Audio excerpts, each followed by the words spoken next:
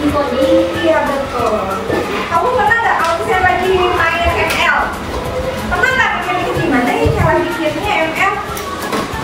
Kamu kan jadi jangan cuma mainnya aja, tapi harus berpikir bikin mainan itu seperti apa, mainan digital gitu ya seperti apa.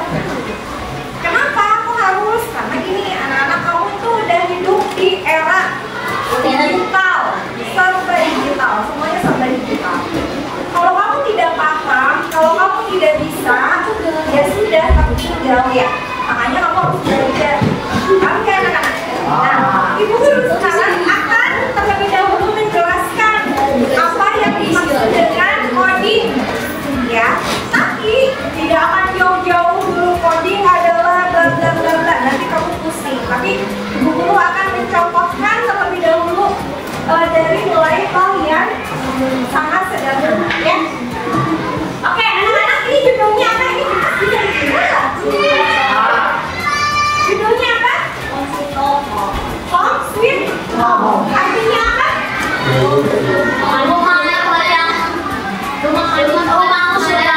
Rumahku sedangku.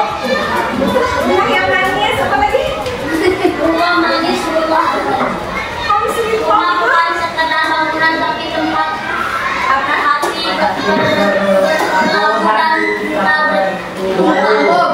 Nah, ini filosofi tentang rumah anak-anaknya. Oke, kalian punya rumah? Rumah itu bentuknya seperti itu? Rata-rata kan ada atap, ada apa lagi?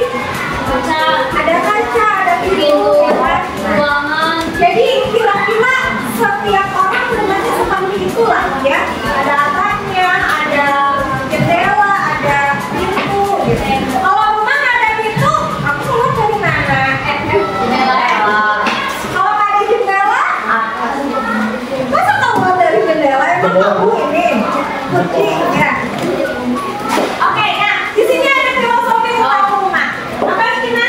Rumah bukan sekedar tapi apa? Tapi tempat hati berlabuh dan cinta bertumbuh.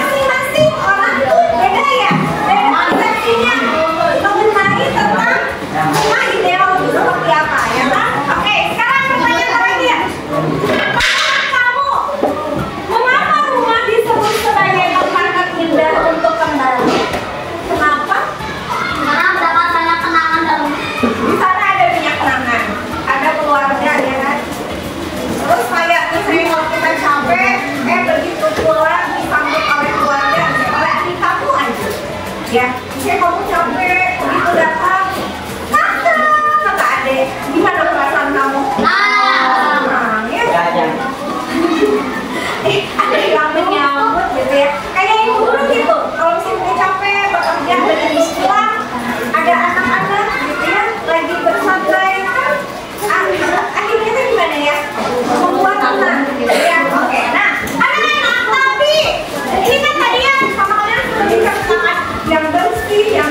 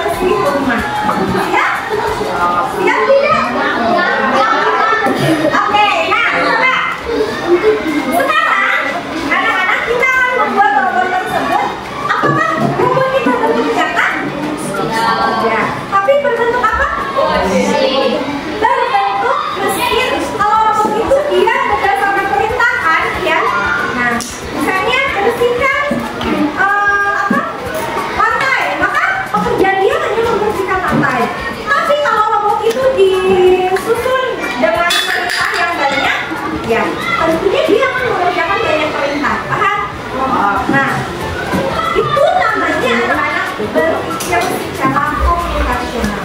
Artinya berpikir secara sistematis gitu ya.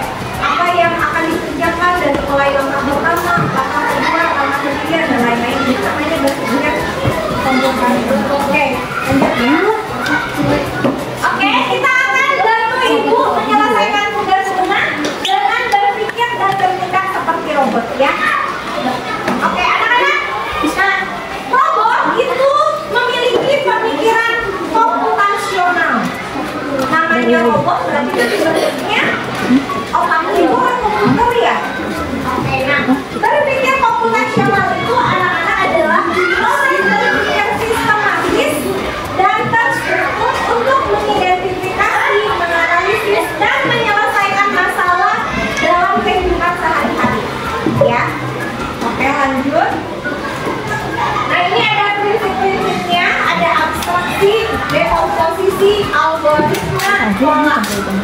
Kalau abstraksi akan menyederhanakan masalah dengan melihat yang penting saja. Misalnya gini, ketika kamu dihadapkan masalah yang tadi nih, kira-kira hal penting apa yang harus kamu lakukan? Misalnya gini, kamu mau berangkat sekolah, kamu melihat cucian banyak, terus setrikaan banyak, terus apa namanya?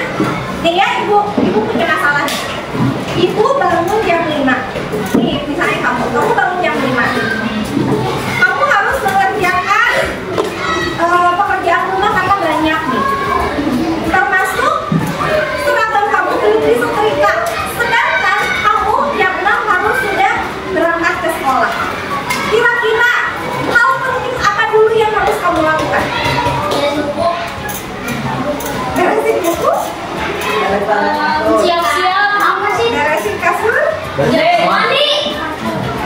Nyetrika dulu, kenapa? Karena baju belum disetrika, sedangkan baju belum dipakai. Nah, terus setelah itu apa? Sholat, betul. Sholat penting. Apa lagi? Mandi. Terus? Beresin kasur. Isi rambut. Isi rambut. Siap-siap lah ya. Keringin rambut. Oke, itu hal penting yang harus kamu lakukan. Ya. Kalau cuci piring harus segera dilakukan nggak? Harus, tapi bisa nanti ya. Jadi kita bisa memilih dulu hal-hal yang bisa dikerjakan terlebih dahulu. Nah, itu namanya berpikir abstraksi. Jadi sederhana dulu ya. Oke, kemudian dekomposisi, yaitu memecah masalah besar menjadi bagian-bagian kecil. Kemudian algoritma, menyusun langkah-langkah penyelesaian masalah. Jadi ketika kamu ada masalah, nih, kamu berantakan. Kira-kira apa aja yang mau kamu lakukan dulu? Pertama, kan kamu ini gitu ya. Nah, itu namanya algoritma.